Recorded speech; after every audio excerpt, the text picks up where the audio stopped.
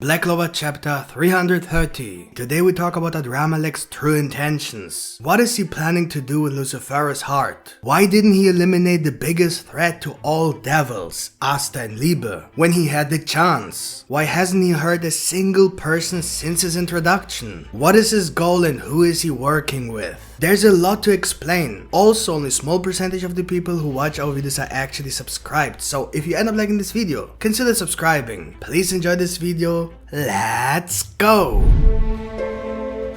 Let's start with the elephant in the room, the feedback so far from the Black Clover community on the new Black Clover Chapter 330. There's a lot going on there. Here's my point of view. I don't understand what exactly people were expecting that they were so disappointed. Tabata revealed in an interview how he's moving forward with the plot and building his story. In fact, Tabata has known the ending of Black Clover for years, as well as all the main events that still need to happen in the story to get to the finale. And each week he tries to find a way to connect all of these plot points, so that all of the events eventually flow together. It's completely clear to me, especially after this chapter, that this arc was all about Adrammelech stealing Lucifero's heart, and not about Lucifero becoming a big deal. The plot point Tabata was trying to make with this story arc was Adrammelech's actions. Anyone who follows our weekly Black Clover chapter reviews knows full well that we have always said that Lucifero acts like a clown, and a clown has no future in Black Clover. At least not at this point, and not the way Black Clover fans wanted Lucifero to be. The big villain. I told y'all, he is not and was never meant to be that villain. He doesn't act like a king, he acts like a spoiled little brat. He screams, insults, and is very insecure from the first moment he was introduced. We warned you that it looks like Lucifero is not the person the story arc is about. We told you that there must be a reason why Adrammelech was introduced many chapters ago before he actually did anything. We promised you that there must be a reason why Adrammelech disobeyed Lucifero, and that it has nothing to do with the fact that Lucifero is only 50% manifested,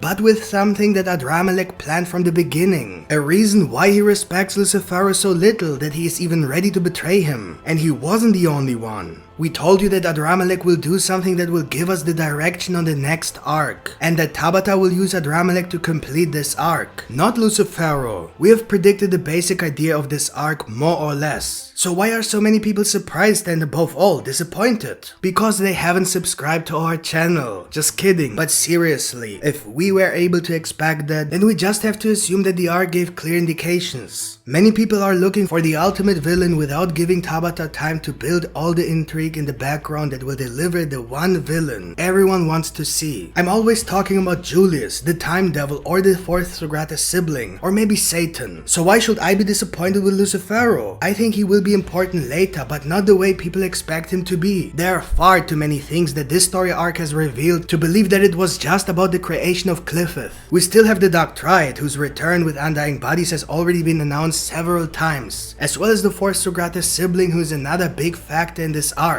controlling things in the background. And then there's the whole Julius Novachrono time devil conspiracy theory that Nacht might be more or less involved in. Who do you think sent Nacht to the Spade Kingdom as vice captain of the Black Bulls? Why do you think that was necessary? Because Julius always knew about the devils, and if not, then Nacht always knew. One of them is lying, probably both of them. So we have a possible conspiracy in the Clover Kingdom, and we have the fourth Zogratis sibling pulling strings in the background of the Spade Kingdom. And finally we have Adrammelech, who planned from the beginning to betray Lucifero and steal his heart for a very specific purpose. Meaning we have three major points here, all connected to the same plot line, that is, the plot about the devils in the Spade Kingdom and the Clifford ritual. So don't be surprised if it turns out that all these plot points might somehow be connected to each other. My final words to this chapter in general: let's wait a few more chapters and see what happens. Maybe this is all just bait. The Dark Triad was introduced 99 chapters ago. The next chapter will be 100. Maybe Tabata will use this anniversary to reveal something big about the Zogratis family. That will definitely explain why the last few chapters were dragged out a bit. And of course, don't forget Yami's Devil Heart, the 4 cocoons, that may or may not be relevant. I really hope it wasn't just the Clifford design. Then we also have the possible time manipulation in Spade Kingdom, the fact that Lycitter clearly lied to Liebe about Asta, the grimoire, and the person who put the grimoire in the grimoire tower. Also Beelzebub's plan, as he clearly had his own agenda when he took Xenon's soul. The hints about the Cliffith War 1200 years ago, along with the two royals who turned into demon gods. All of this, along with the events in the last few chapters, could be why the story arc ended the way it did. The Spade Kingdom arc is only bad if we look at it from the point of view of Lucifero being the main villain, but not if the story arc was just the instrument for the real main villain who is obviously controlling things in the background. Whether that is Beelzebub, the Time Devil, Satan, Adrammelech, the fourth Zogratis, Julius, or perhaps someone else. Have faith in Tabata to the end. Before my partner continues with his Black Clover Chapter 330 review, please take a moment to leave a like.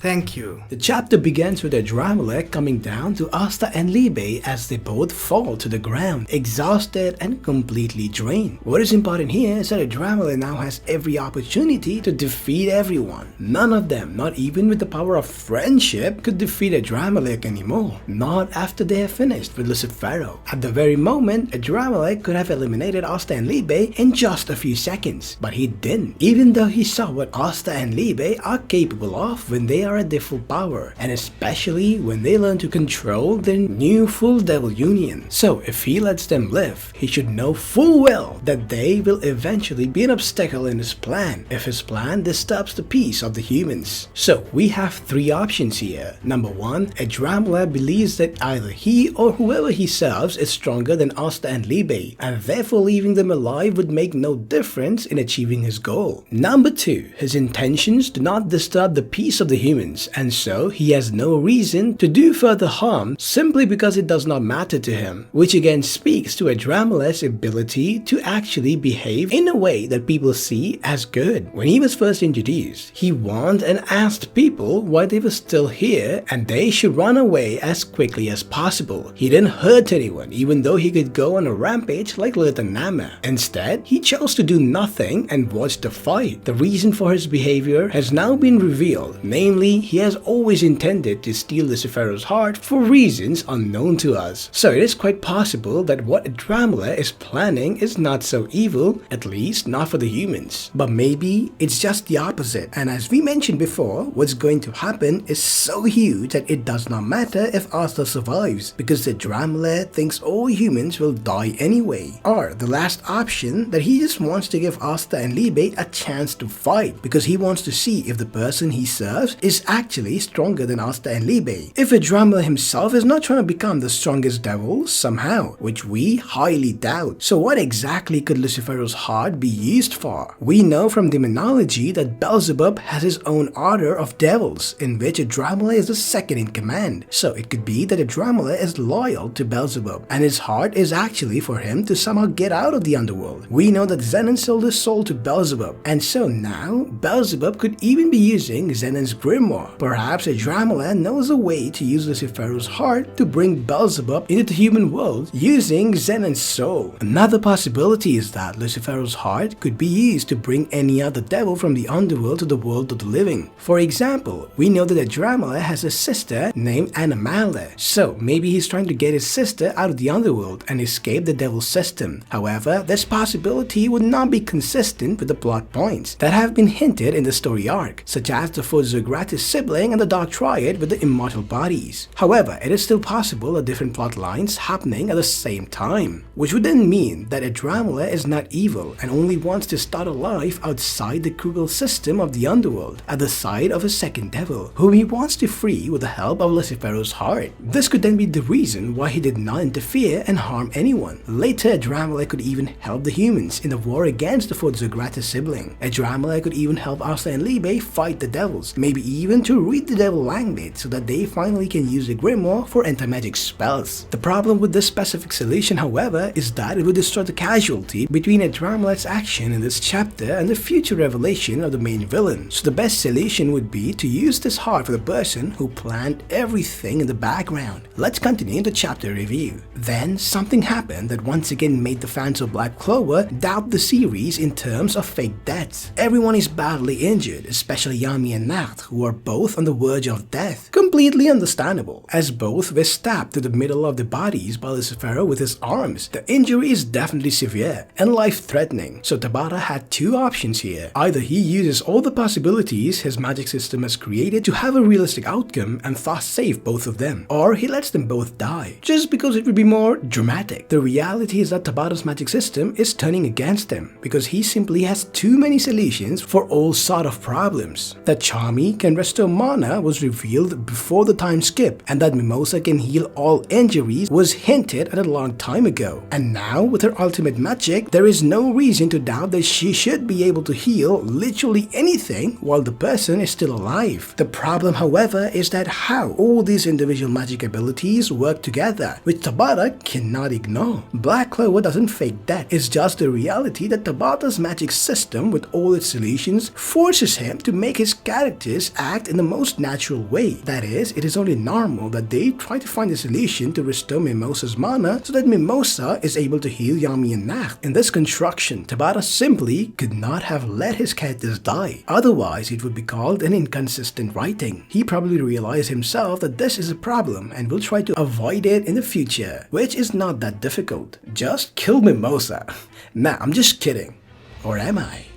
But there are definitely ways to stop Mimosa. For example, if she's just not there. She just can't be always around in every single situation. The last noticeable thing in this chapter is Charlotte's confession of love to Yami in front of everyone because she thought that Yami was going to die. Of course, what happened is that Yami didn't die, but also didn't notice anything while he was on the verge of death. But at least Charlotte cannot hide her feelings from others anymore, which will definitely move the relationship forward towards being more romantic. Charlotte just doesn't have a chance to pretend in public anymore. And at the end of the chapter, Yami tells Asta that this katana is now his because he pretty much ruined it with anti-magic. And then we see Nacht accepting his fate as vice captain of the Black Bulls. As we have already explained, we don't necessarily have to trust the happy faces of the last chapter, nor the editor's note at the end of the chapter saying that the war is supposedly over. Perhaps the war is indeed over, but the danger may still be present in the Spade Kingdom. The next few chapters may reveal something very significant, even more than the true intentions of Adrammelech. Remember, the next chapter is the 100th anniversary of the Dark Triad. Maybe Tabata has something planned for them, and if not, let's just wait a few more chapters and you will see everything will start to make sense. So that's it for today, folks. Hope you guys enjoyed this video, and if you did, don't forget to smash the like button, and if you're new to our channel, make sure you subscribe with the notification bell turned on. See you guys in the next video. Yami out.